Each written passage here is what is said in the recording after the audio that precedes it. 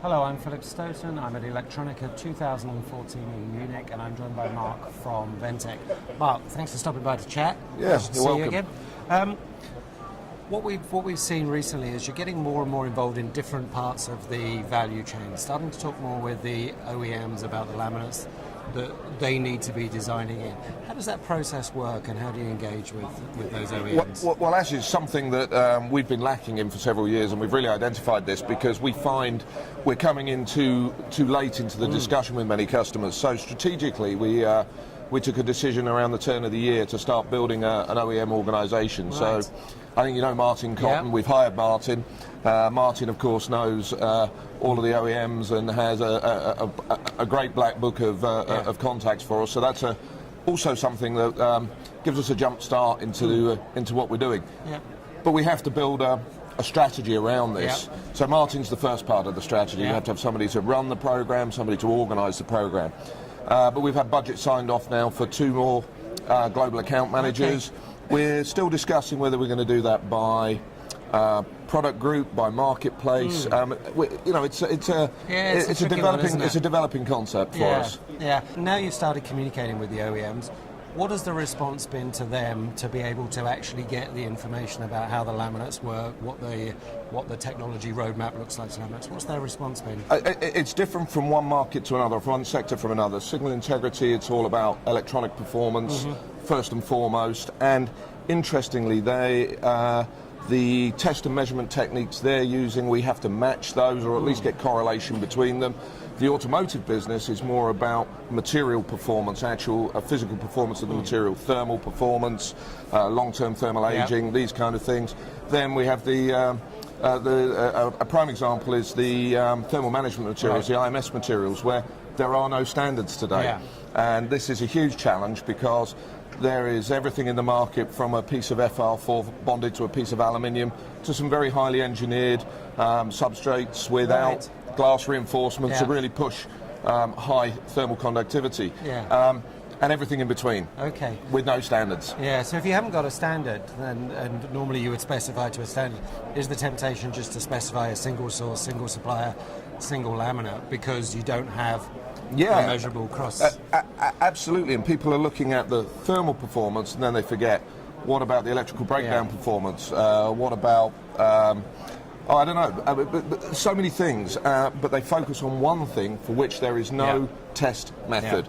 And so the big advice we give everyone is don't believe the data sheets are out there. By the way, you can believe ours, but there are some, and you can believe several other companies, but not every data sheet. We do a lot of testing of our competitors' materials, of course. and there's a lot of poetic license in the thermal management business. What does 5 watts per Kelvin meter mean? Anything over 3, slightly less than 6. You know, it's a little bit. It's a very wide. It's a little bit vague and challenging. So you create this communication with the OEMs that makes absolutely perfect sense. You're starting to see their technology roadmap, their kind of demands.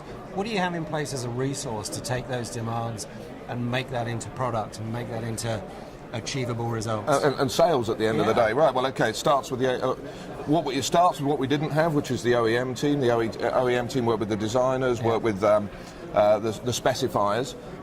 Then we have R&D teams who can take products and develop them further to meet an absolutely specific need. I mean, we've done this with our signal integrity materials. We started with a product, VT464, with a level of performance. Now we've bracketed that with a slightly higher performance material, with a slightly higher cost point, and a slightly lower performance in some aspect material to meet a cost point. And this has been well received by the customers because it's one basic resin system with some bracketing of performance to meet cost and performance, which in the volume business is essential. And then volume manufacturing in China. We make all our products in China, so we make to a good cost point. And then global logistics. And global logistics, as you know, has really been my part in this whole organisation. And we have now. Asia looks pretty much after itself from the volume production straight to the customers. The rest of the world, we have UK. You know, you've been to our little business in the UK, very focused on mil aero and high reliability. In Germany, we have similar setup, newer. It's about the same size as the UK at the moment, will be much bigger because of the OEM activity. Bigger, and that's going to have more of a focus, obviously, on automotive and the things that are going on in mainland Europe. A lot of automotive lighting, the IMS materials. And in the USA, we have 3 facilities, Boston, Chicago, and Fullerton in Orange County. But they're all different markets. I suppose the ones where the contrast is greatest is, Chicago is a double-sided 4-layer, 6-layer, 8-layer market. The West Coast is like the promised land for us, really. Signal integrity products, high reliability mil aero, and this is where we want to steer our business. We still want the 4, 6, 8-layer stuff's great, but the future for us is in this high reliability and signal integrity businesses. And when you start to plug into what's going on there, maybe into some of the Silicon Valley innovation, is there a particular end user sector that's more challenging than others? Is, for example, the automotive, is it medical, is it wearables? I mean, wearables is fascinating. It's a difficult industry to define. Some of it's fabric-based, some of it's just stuff that's on your wrist or whatever. But which one is making you work hardest? Which one's keeping you awake at night? Well, the one that was keeping us awake at night was the signal integrity business, so the telecoms, the big networking companies. So again, very much a West Coast business. But that's again why we hired Martin, because we need somebody who speaks their language. The design language, the electronics language. We're materials guys. We make plastics and with copper on, and we understand physical properties and thermal properties and all this kind of stuff. Electronics has been where we were weak. So we have electronics people talking to electronics people with the backup and support of materials guys. So do you ever specify, do you ever make a custom laminate, or is it always create a solution that you can then sell to the broader market? Because if I'm an OEM, I'm maybe sometimes thinking, I can get these guys to design a laminate to me and it would give me some kind of competitive edge. Oh, the answer to that is yes and yes. We do both. We obviously design and market a range of products to meet the market needs as we see them.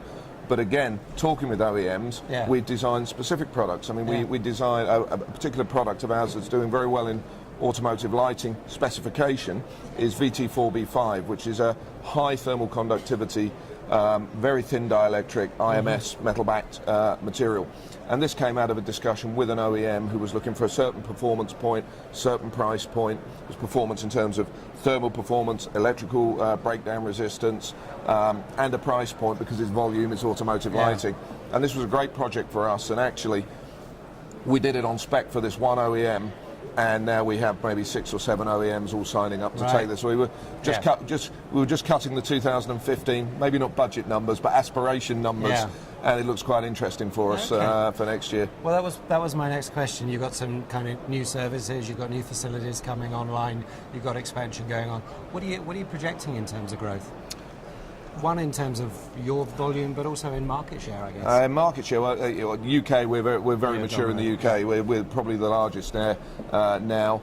USA, we're still relatively small, but we have to grow our business by probably a factor of 100% in the next 3 to 5 years. Wow. And in Germany, probably the same, to be honest.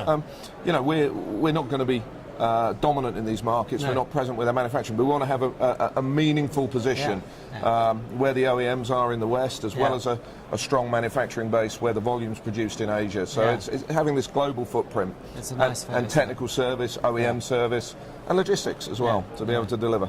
Fantastic. Well, Mark, sounds like a compelling story.